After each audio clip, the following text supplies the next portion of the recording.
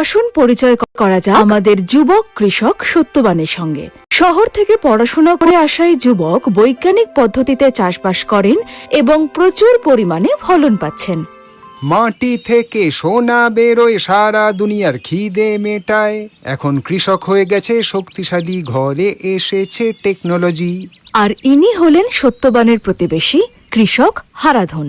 আগে আমি আমার বাপ ঠাকুরদার নাম রাখার জন্য চাষ করতাম, কিন্তু এখন সমস্যা আরো বেড়ে গিয়েছে।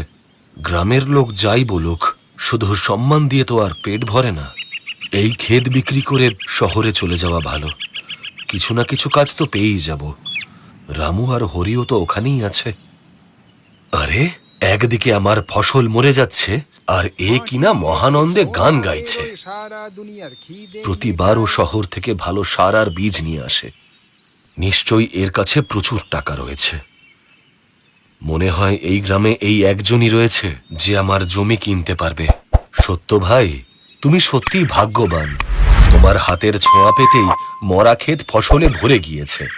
আর আমার কপালে তো চাষ করে আয় করা লেখাই নেই। আয়ের থেকে আমার ব্যয় বেশি হয়ে চলেছে। এবারে ভাবছি যে শহরে গিয়ে কোনো একটা কাজ করব। আরে দাদা, এভাবে ভেঙে পড়বেন না। আমি সিদ্ধান্ত নিয়ে ফেলেছি, এবার একজন ভালো লোক শুধু এই পৈতৃক জমি কিনে নিক। সত্য ভাই, তুমি কি পারো না আমাকে এই দুশ্চিন্তা থেকে দূর করতে? তোমার ক্ষেতের পাশেই আমার ক্ষেত, একসাথে জুড়ে দিলে তোমার ক্ষেত আরো বড় হবে। সত্যবান কিছুটা ভেবে তারপরে 5 লাখ টাকায় 3 একর জমি কিনে নেয় আর হারাধন শহরে চলে যান। সত্যবান এবার সারা ক্ষেতে সয়াবিনের চাষ করে দারুণ ফল পেয়েছেন। অন্যদিকে হারাধন একটা কারখানাতে কাজ করে অনেক টাকা জমালেন।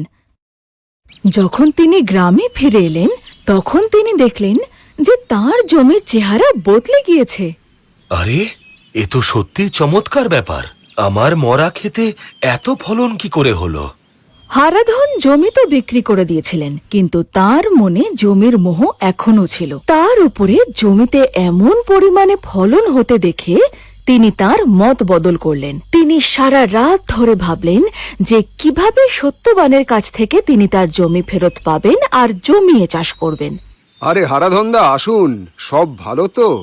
এমনিতে তো সব ঠিকই আছে, কিন্তু শহরের ব্যস্ত জীবনে আমি ক্লান্ত হয়ে পড়েছি। আর সেই কারণেই গ্রামে ফিরে এলাম।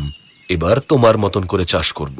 ঠিকই ভেবেছেন দাদা, নিজের জমিতে ফসল ফলানোর ব্যাপারটাই কিছু আলাদা। এই কারণে আমিও শহর থেকে ফিরে এসেছি। সত্য ভাই, আমি আমার জমি আবার ফেরত পেতে চাই।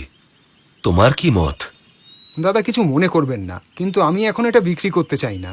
এই ক্ষেতে আমি অনেকটা পরিশ্রম করেছি আর অনেক টাকাও লাগিয়েছি। হ্যাঁ, সেটা আমি দেখতেই পাচ্ছি। তুমি 5 লাখে এই জমি নিয়েছিলে, আমার থেকে 7 লাখ নিয়ে নাও।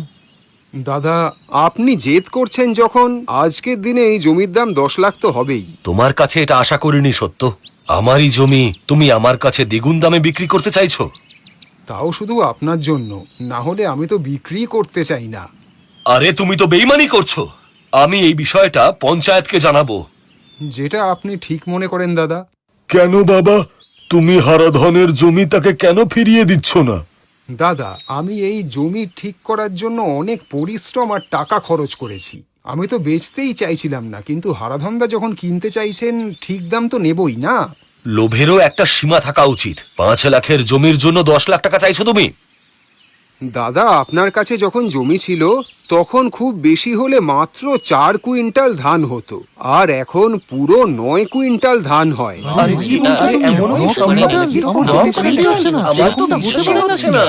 মানে আমরা তো এত ফলন না কখনো দেখেছি না কখনো শুনেছি। তুমি এটা কি করে করলে? এর সাহায্যে। ফোনের সাহায্যে? সেটা কিভাবে?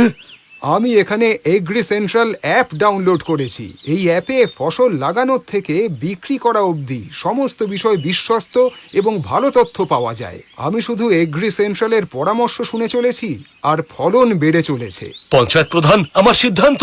আরে তুমি থামো তো। সত্য, এটা তো গ্রামের জন্য খুবই লাভজনক একটা বিষয়। ব্যাপারটা একটু বুঝিয়ে বলো না। এই অ্যাপে আমার 6টি বিশ্বস্ত সাথী রয়েছে। প্রথমে হলো ক্রপ প্ল্যান। এটি আমাকে আমার বীজ রোপণের তারিখ অনুসারে বলে কিভাবে ক্ষেত প্রস্তুত করতে হবে, কখন কোন সার প্রয়োগ করতে হবে, কখন স্প্রে করতে হবে এবং কখন সেচ দিতে হবে। আর হ্যাঁ, সার, বীজ, ওষুধ সবকিছুর জন্য ভালো মানের জিনিসের পরামর্শ দেয়। কাকা, আমি প্রায় 1.5 বছর একই ধরনের ফসল লাগিয়েছি। এর ফলে উৎপাদন যেমন কমে যায়, তেমনি পোকামাকড়ের আক্রমণও বেড়ে যায়। এগ্রি সেন্ট্রাল জানায় যে কিভাবে ফসল বদলে চাষ করা যায় এবং ফসল থেকে লাভ এবং উৎপাদন বাড়ানো যায়। কিন্তু আমি তো প্রতি বছর ভিন্ন ধরনের ফসল লাগিয়েছি, দামি সার আর ওষুধও প্রয়োগ করেছি, কিন্তু এত ফলন তো পাইনি। কারণ আপনার গাছের পাতা জ্বলে গেলে আপনি ঝলসে যাওয়া রোগের ওষুধ প্রয়োগ করেন, যখন কিনা আপনার ক্ষেতের মাটিতে পোকা ছিল যা আপনার ফসলের শেকড় খেয়ে নিচ্ছিল। এটা আমি জানতে পেরেছি সাথী নম্বর 2 থেকে, যার নাম হলো ক্রপ কেয়ার। এটাতে আমি গাছের শিকড়ের ছবি আপলোড করে দিলাম আর দারুণভাবে এটা জানিয়ে দিল যে এতে নিমাটোড রোগ হয়েছে। এরপরের প্রতিকারও জানিয়ে দিল, এখন খেতে কোনো পোকামাকড় নেই। এগুলো যদি করেও নি তাহলেও ইন্দ্রদেবের কি ভরসা। আমার ফলন ভালো হয়েছিল, কিন্তু ফসল কাটার 2 দিন পরে এমন বৃষ্টি হলো যে সব ফসল নষ্ট হয়ে গেল। এই সমস্যার সমাধানে রয়েছে আমার সাথী নম্বর 3। এটা একবার দেখে নিলে আগামী 15 দিনের পূর্বাভাস পাওয়া যায় এবং এর ফলে আপনার ফসলও বেঁচে যেত। আচ্ছা, এবার আমি পরিচয় করাবো আমার চতুর্থ সাথী মার্কেট ভিউ এর সঙ্গে। শুধুমাত্র উচ্চ হারে ফলনই নয়, সেটাকে উপযুক্ত দামে বিক্রিও তো করতে হবে। এতে সারা দেশে সব ফসলের দাম এবং এর কম বেশি দাম সহ তথ্য পাওয়া যায়, যা থেকে আমি সিদ্ধান্ত নিতে পারি কখন আর কোথায় বেচবো। আরে বাহ, আমি তো সবসময় আমার ধান মহাজনের কাছেই বিক্রি করতাম, এবার আমিও সঠিক দাম পাবো। আমার পঞ্চম সাথী বুলেটিন, যাও একটি খুব দরকারি জিনিস। এতে আমি কৃষি সংক্রান্ত খবর পড়ি, কোন প্রযুক্তি আসছে, সরকারের কোন প্রকল্প উপকারী। এটি আমাকে বলেছিল যে স্প্রিংকলার সেটগুলোতে 80% অনুদান রয়েছে। ষষ্ঠ এবং সব থেকে অনন্য সাথী হলো ফার্ম ভয়েস। আপনারা সবাই নিশ্চয়ই ফেসবুক দেখেছেন। ধরে নিন এটা কৃষকদের নিজস্ব ফেসবুক। এর মাধ্যমে আমি দূর দূরান্তের কৃষকদের সঙ্গে সংযোগ স্থাপন করি, আমার সমস্যা জানাই এবং সম্ভব হলে অন্যদের সমাধানও করি। এগ্রি সেন্ট্রালের বিজ্ঞানীরাও তাদের পরামর্শ দেন।